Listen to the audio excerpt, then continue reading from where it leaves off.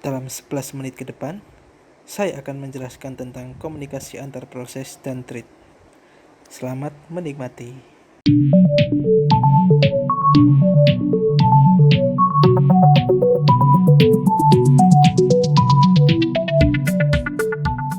Proses dan thread. Sebelumnya, saya akan memperkenalkan diri saya. Nama saya Muhammad Teguh Jaya Sukma, NIM 31300-265, Prodi Sistem Informasi, Fakultas Ekonomi Bisnis dan Teknologi Digital. Yang pertama, saya akan menjelaskan tentang komunikasi antar proses. Definisi dari komunikasi antar proses atau Interprocess Communication (IPC) adalah cara atau mekanisme pertukaran data antara satu proses dengan proses lainnya, baik itu proses yang berada di dalam komputer yang sama atau komputer jarak jauh yang terhubung melalui jaringan. IPC terdiri atas protokol yang menjamin sebuah respon dari sebuah permintaan. Selanjutnya adalah proses-proses yang membutuhkan komunikasi. Proses-proses yang ingin dikomunikasikan harus memiliki sebuah cara untuk memilih satu dengan lain. Proses-proses yang ingin dikomunikasikan dapat menggunakan komunikasi langsung atau tidak langsung.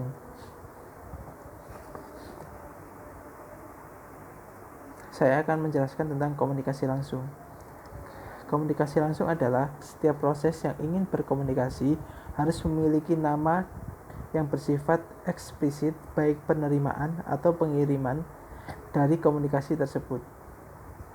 Dalam konteks ini, pengiriman dan penerimaan pesan secara primitif dapat dijabarkan sebagai: yang pertama adalah send, P message, atau mengirim sebuah pesan ke proses P. Yang kedua adalah receive atau Q message, atau menerima sebuah pesan dari proses Q.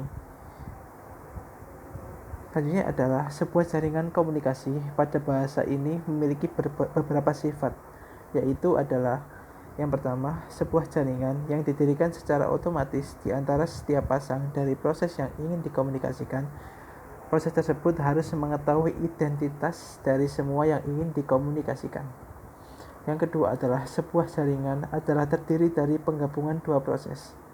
Terus yang ketiga adalah di antara setiap pesan dari proses terdapat tepat sebuah jaringan. Terus selanjutnya adalah komunikasi tidak langsung. Pada komunikasi tak langsung, pengiriman atau penerimaan pesan dilakukan melalui kotak surat atau mailbox. Mailbox adalah suatu objek yang mana pesan-pesan yang ditempatkan oleh proses atau dapat dihapus. Tiap-tiap mailbox memiliki identitas unik.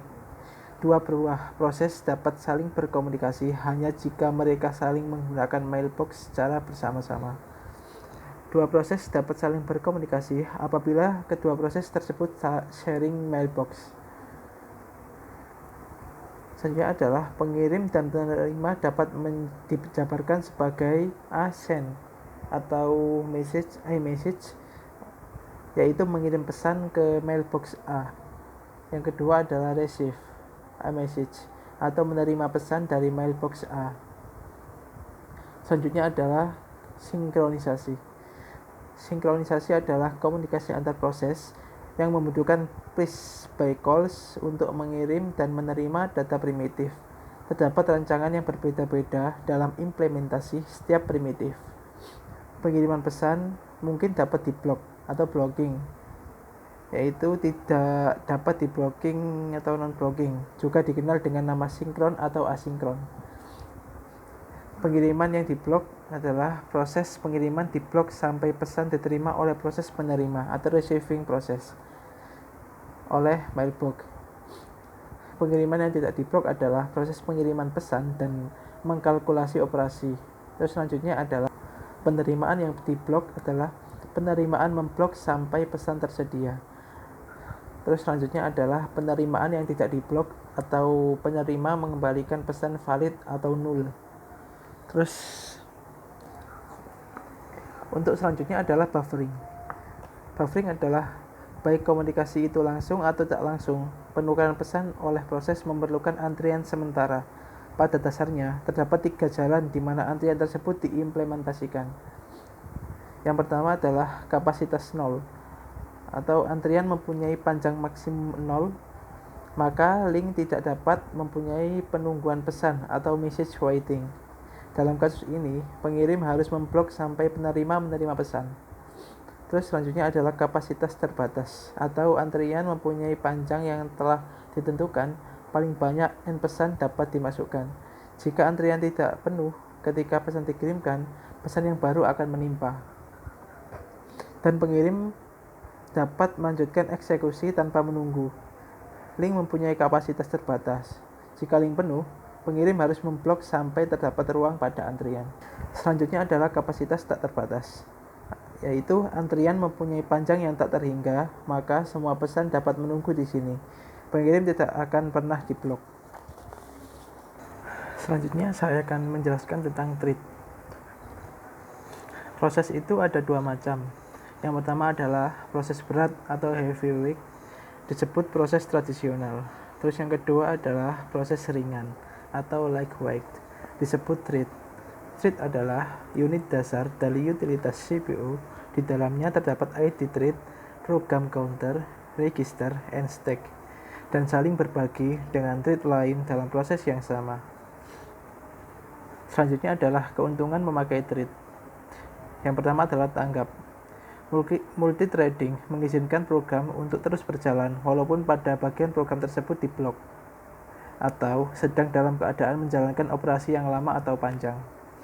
Contohnya, multithread web browser dapat mengizinkan pengguna berinteraksi dengan suatu thread ketika suatu gambar sedang di-load oleh thread yang lain. Yang kedua adalah pembagian sumber daya. Secara default, thread membagi memori dan sumber daya dari proses. Keuntungan dari pembagian kode adalah aplikasi mempunyai perbedaan aktivitas thread dengan alokasi.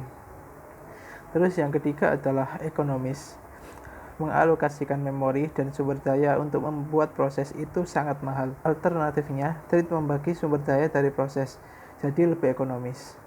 Terus yang keempat adalah pemberdayaan arsitektur multiprosesor, yaitu keuntungan dari multithreading dapat ditingkatkan dengan arsitektur multiprosesor, di mana setiap thread dapat berjalan secara paralel pada prosesor yang berbeda. Pada arsitektur prosesor tunggal, CPU biasanya berpindah-pindah antara setiap thread dengan cepat, sehingga terdapat ilusi paralelisme, tetapi pada kenyataannya hanya satu thread yang berjalan di setiap waktu. Selain itu, kalian juga mesti tahu bahwa user thread adalah pengelolaan thread yang dilakukan oleh user level atau pengguna. Terus yang kedua adalah kernel thread atau pengelolaan thread yang dilakukan oleh kernel komputer sehingga user tidak dapat menginterupsi. Terus yang selanjutnya adalah macam-macam thread. Yang pertama adalah single threading atau proses hanya mengeksekusi satu thread dalam satu waktu. Terus yang kedua adalah multithreading atau proses dapat mengeksekusi sejumlah thread dalam satu waktu. Selanjutnya saya akan menjelaskan tentang model dari multithreading. Yang pertama adalah one-to-one atau memetakan setiap user thread ke dalam satu kernel tree. Untuk model one-to-one ada memiliki kelebihan dan kekurangan. Untuk kelebihannya adalah lebih sinkron daripada model many-to-one karena mengizinkan thread lain untuk menjalankan ketika suatu thread membuat pemblokingan terhadap sistem pemanggilan. Hal ini juga membuat multiple thread bisa berjalan secara paralel dalam multiprosesor. Terus untuk kekurangannya adalah dapat membuat user thread diperlukan pembuatan korespondensi thread pengguna, karena dalam proses pembuatan kernel thread dapat mempengaruhi kinerja dari aplikasi. Maka kebanyakan dari implementasi model ini membatasi jumlah thread yang didukung oleh sistem. Model ini ada pada Windows NT dan OS 2. Terus yang kedua adalah one-to-many, yaitu adalah memetakan beberapa tingkatan thread user hanya ke satu buah kernel thread. Untuk kelebihannya adalah manajemen proses thread dilakukan oleh pengguna sehingga menjadi lebih efisien. Terus kekurangannya adalah multithread tidak dapat berjalan atau bekerja secara paralel di dalam multiprosesor karena hanya satu thread saja yang bisa mengakses kernel dalam suatu waktu. Model ini ada pada Solaris Green dan GNU Portable. Terus yang terakhir adalah many-to-many, yaitu memperbolehkan setiap tingkatan user thread dipetakan ke banyak kernel thread.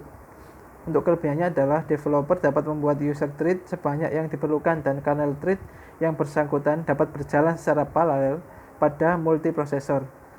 Terus dan ketika suatu thread menjalankan blocking system atau blocking system call, maka kernel dapat menjadwalkan thread lain untuk melakukan eksekusi. Terus untuk kekurangannya adalah developer dapat membuat user thread sebanyak mungkin, tetapi konkurensi tidak dapat diperoleh karena hanya satu thread yang dapat dijadwalkan oleh kernel pada suatu waktu. Terus untuk model ini ada pada Solaris, Airic, dan Digital Unique. Sekian, terima kasih untuk presentasi kali ini. Semoga bisa bermanfaat pada teman-teman pendengar. Terima kasih. Wassalamualaikum warahmatullahi wabarakatuh.